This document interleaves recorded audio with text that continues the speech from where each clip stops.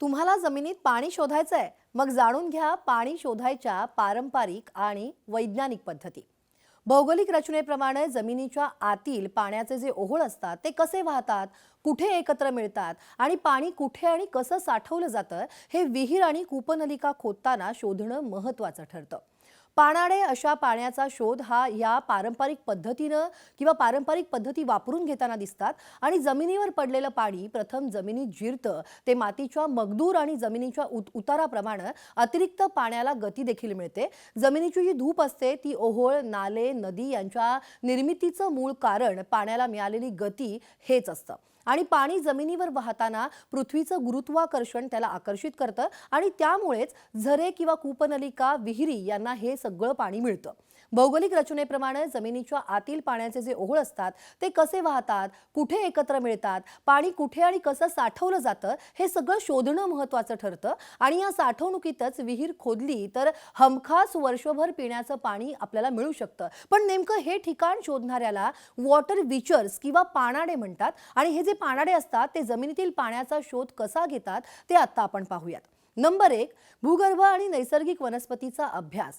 पाणी आणि अन्नद्रव्यांच्या उपलब्धतेप्रमाणे त्या भागात झाडं उगवत असतात आणि चुकीच्या जागेवर उगवलेल्या वनस्पतींची जी वाढ असते ती समाधानकारक होत नाही. त्यामुळे विशेषतः औदुंबर, ताड, सिंधी, वासन, मंदार, शमी किंवा हरियाली, लव्हाळ, जांभूळ ही जी सगळी झाडं असतात किंवा वनस्पती असतात ही पाण्याच्या आश्रयाने चांगल्या वाढतात आणि म्हणून अशा झाडांजवळ पाणी निश्चित आपल्याला सापडतंच.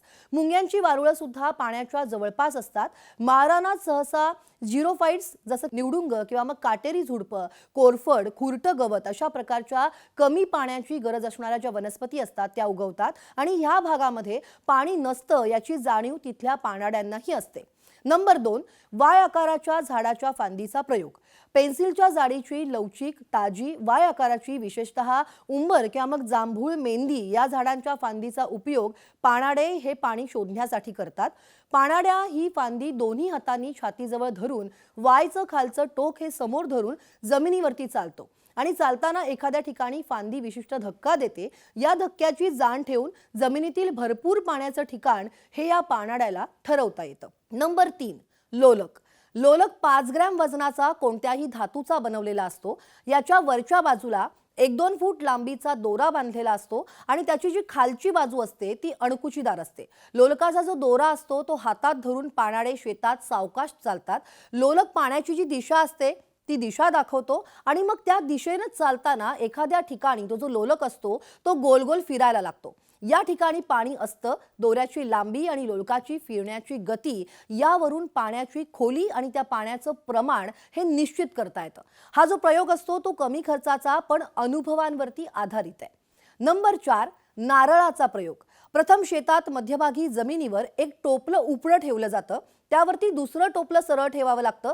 सरळ त्या टोपल्यात एका मुलाला बसवून त्याच्या दोन्ही हातामध्ये एक नारळ द्यायचा असतो आणि त्याचे डोळे बंद करायला सांगितलं जातं. दुसऱ्या मुलाच्या दोन्ही हातात नारळ देऊन त्याला पहिल्या मुलाला केंद्रबिंदू मानायला सांगितलं जातं आणि हा केंद्रबिंदू मानून त्याच्या भोवती वर्तुळाकार फिरवलं जातं.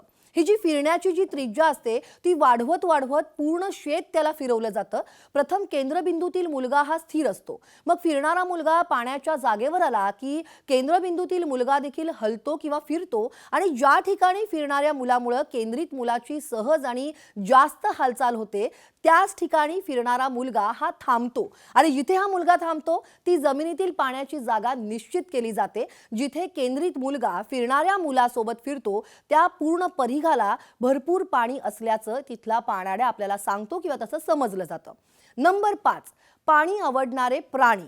याकरता मोठे बेडूक किंवा मग खेकडे वापरले जातात. हे प्राणी बहुसंख्येनं आणले जातात आणि ते सूर्यास्तानंतर शेताच्या मध्यभागी मोकळे सोडले जातात. ते रात्री पाण्याच्या शोधामध्ये जमिनीवरती हिंडतात आणि सूर्योदयापूर्वी हे प्राणी जिथे एकत्रित होतात ती जागा निश्चित पाण्याची असते. खेकडे पाणी असलेल्या ठिकाणी जमीन कोरायला सुरुवात करतात आणि त्या शेतीत जर पाणी नसेल तर हे प्राणी पळून जातात. कोरड्या विहिरीत भरपूर खेकडे सोडले जातात आणि त्यांना अन्न देखील पुरवलं जातं. मग हे जे खेकडे असतात ते ती विहीर सजल करतात असा अनेकांचा अनुभव आहे. नंबर 6, आकाशातील वीज.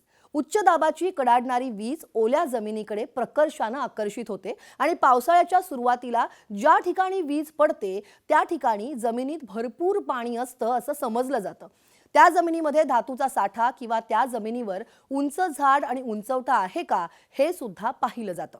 आता नंबर 7, स्टेटा रेजिस्टिव्हिटी मीटर। हे विजेच्या बॅटरीवरती चालणारे यंत्र आहे आणि या यंत्रात 4 धातूचे electrode, battery, micro voltmeter, micro ammeter, electrode जोडणारी इन्सुलेटेड वायर, पाणी आणि एक तंत्रज्ञ आणि 4-5 मजूर या सगळ्यासाठी लागतात। प्रथम ॲमीटर बॅटरी आणि इलेक्ट्रोड वायरनं जोडलं जातं। इलेक्ट्रोड जमिनीत खोचून पाणी घालून मातीचा आणि इलेक्ट्रोडचा संबंध हा पक्का केला जातो आणि त्याप्रमाणे ॲमीटर प्रवाह दाखवतं। ॲमीटर इलेक्ट्रोडच्या अगदी मध्यभागी 10 ते 20 फूट अंतरावरती 2 इलेक्ट्रोड हे जमिनीत खोचून पाण्याचा दाब पाहिला जातो आणि त्याची नोंद केली जाते। नंतर ॲमीटर इलेक्ट्रोडमधील अंतर बदललं जातं आणि ते बदलून ॲमीटर व्होल्टमीटरच्या अंतराप्रमाणे अनेक नोंदी केल्या जातात।